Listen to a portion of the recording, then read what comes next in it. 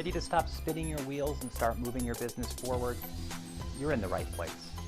On each episode of Accelerate to Achieve, we'll discuss a crucial step in the journey, offering tips and advice that you can apply immediately within your own company. From financial management to customer success to digital transformation, we'll cover it all while providing leadership lessons from top industry insiders. In just 15 minutes, you'll be inspired to build momentum through action and achieve incredible results. Welcome to Accelerate to Achieve, the podcast that moves you from question to answer and idea to execution.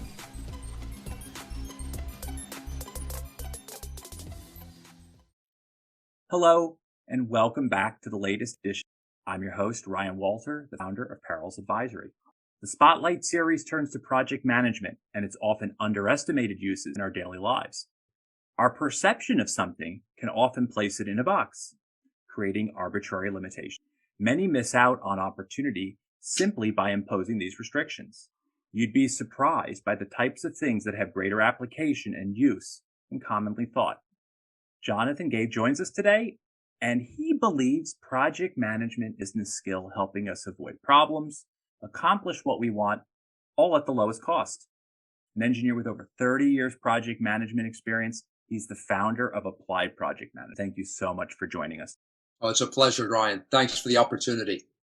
So before we get too far, and because definitions matter, tell us how you define project management. Thanks for the opportunity to do that. I found that a lot of people have misconceptions about what project management is. So let's start with a few words. So a project, you could also call that task, work, or assignment. It's anything that needs to be done on time and within a budget. And for project management, that is a well-known method to think about work and develop realistic schedule, budget, and plan to get work done at the lowest cost. A word that comes up a lot is the scope of a project, and that's whatever it is you're doing, what's in and what's out. Here's an example. At Wawa, you can go there and get coffee. They give you a lot of choices, every possible choice, but you, the customer, prepare the coffee. So scope for Wawa, customer prepares the coffee, that's in. They won't make you a latte, that's out. So thank you for drawing the edges around that. I think that's important, and it'll help shape our conversation. I mentioned, you'd been an engineer for a while with 30 years experience. What led you down this path to found the company? That's a good question. My wife is on the board for a lot of nonprofit organizations through her work at a bank. And she was telling me about the problems that they were having. I recognized that many small businesses were wasting time and money by making mistakes when they were organizing important work, running late, working over budget. And it's really because they never learned how to make a professional plan. So when I started Applied Project Management about 10 years ago, I really didn't see any courses that would help those smaller businesses take advantage of the well-established principles contained in the field of project management.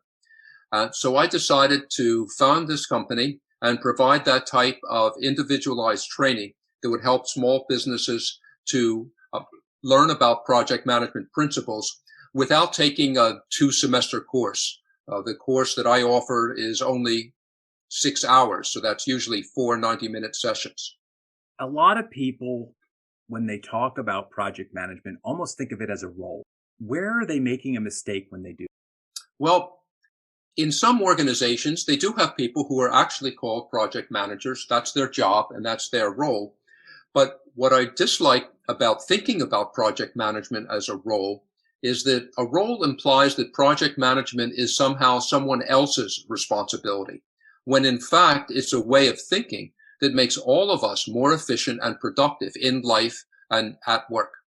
So you gave me a little bit of an incentive here, because I think from that Wawa example, it sounds like this can really apply to real life situations too. Not just perhaps how I get a big project done at work, but again, how I get my coffee and how I get it made.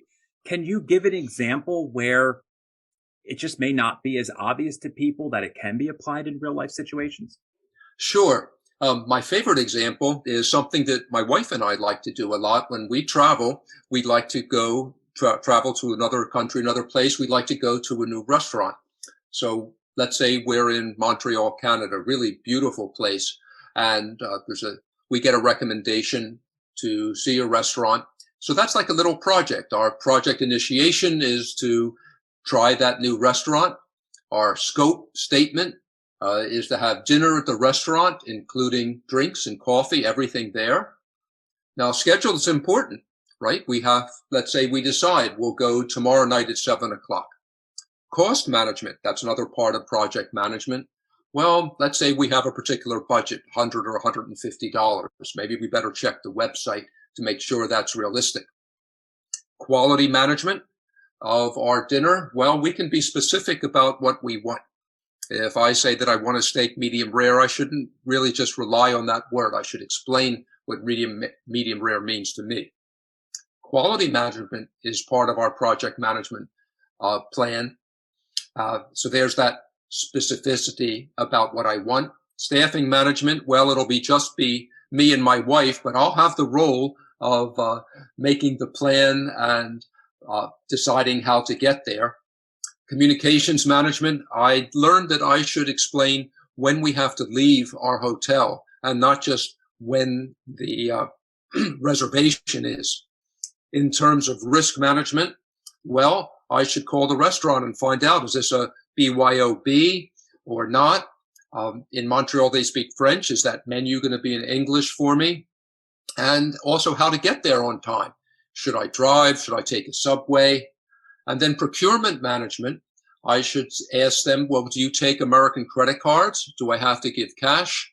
So it's kind of funny. I can march down these typical parts of my project management plan and wind up with a good plan for going out to dinner. Now, on one hand, you could say, Jonathan, this is overkill. I mean, why don't you just show up? Sure, I can skip any of those steps, but I'm buying myself some risk if I do that. If I show up at the restaurant without a reservation, they may or may not take me. If I show up there with my credit card, they may or may not take it.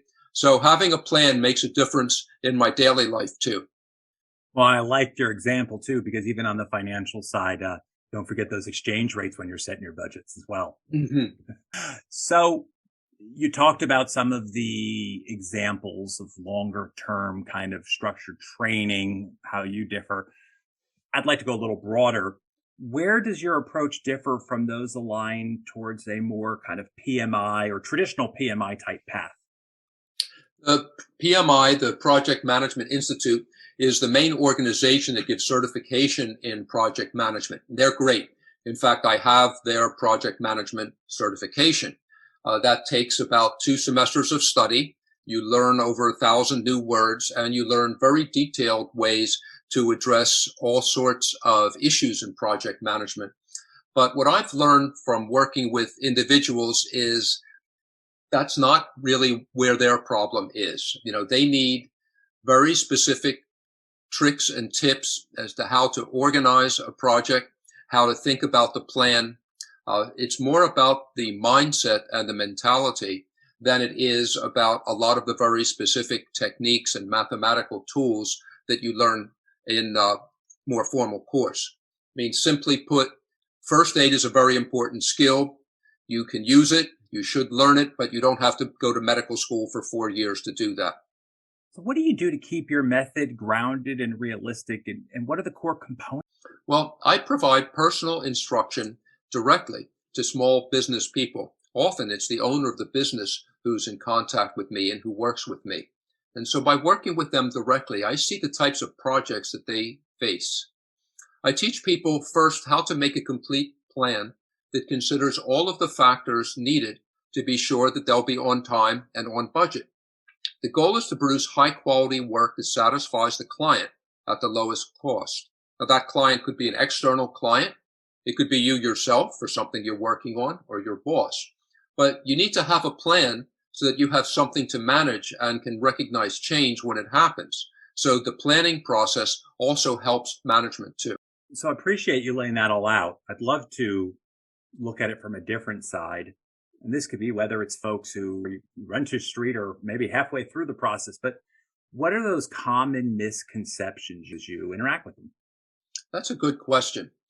Some people think that project management is a form of pixie dust and it'll enable you to do things that just aren't realistic. But the exact opposite is true. Project management is all about realism. Applying project management techniques enable you to identify problems before you start so that you can produce a plan that will really work. A typical problem is that some people work backwards from a date in order to develop the schedule for a job. And that's very dangerous. And frankly, it usually produces an unrealistic schedule. What you need to do is to plan forward and then adjust the plan to make sure that you hit the date that you need. And some things take time. 9 women in 1 month does not make a baby. Some may think that anyone can be a project manager, or that project management is just the same as any other management.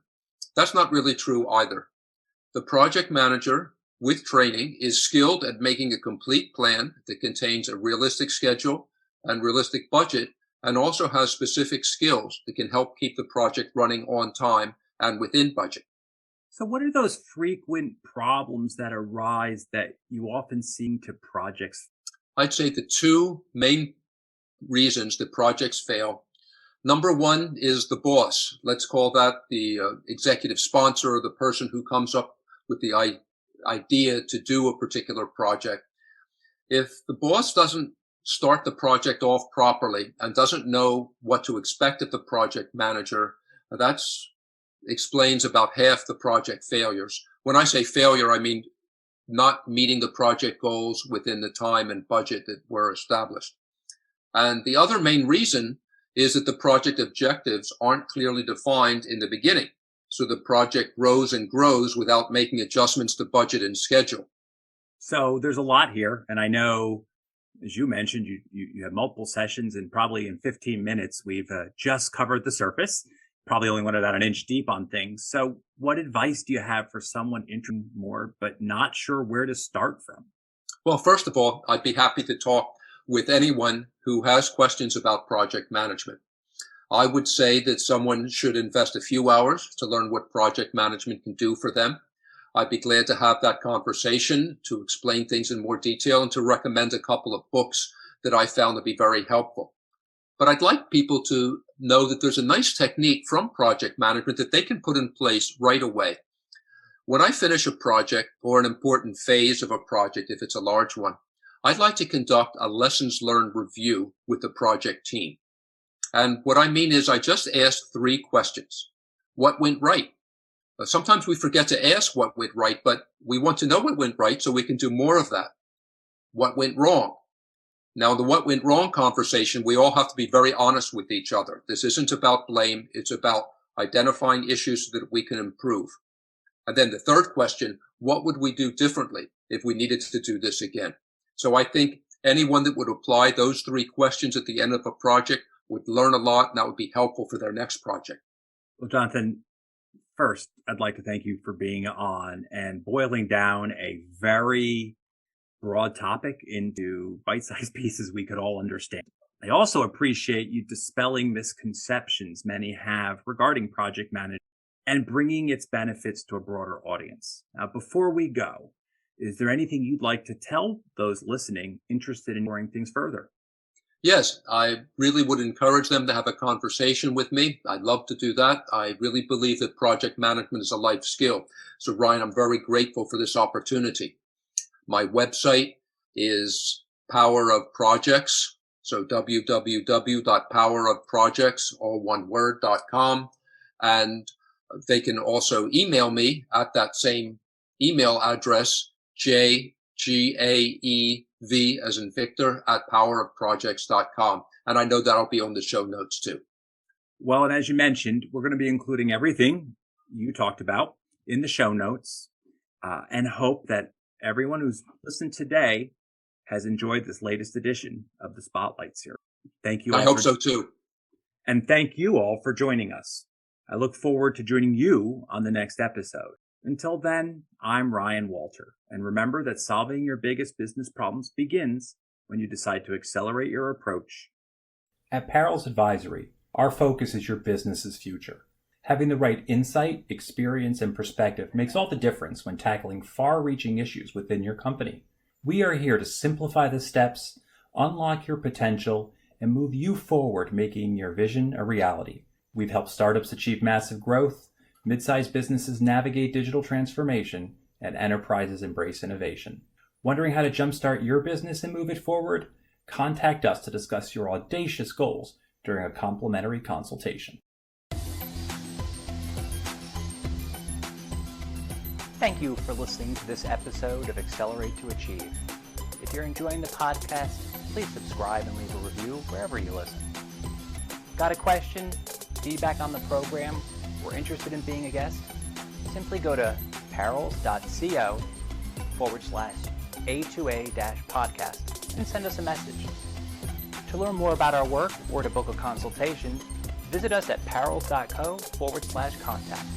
Until next time, remember that solving your biggest business problems begin when you decide to accelerate your approach and achieve more.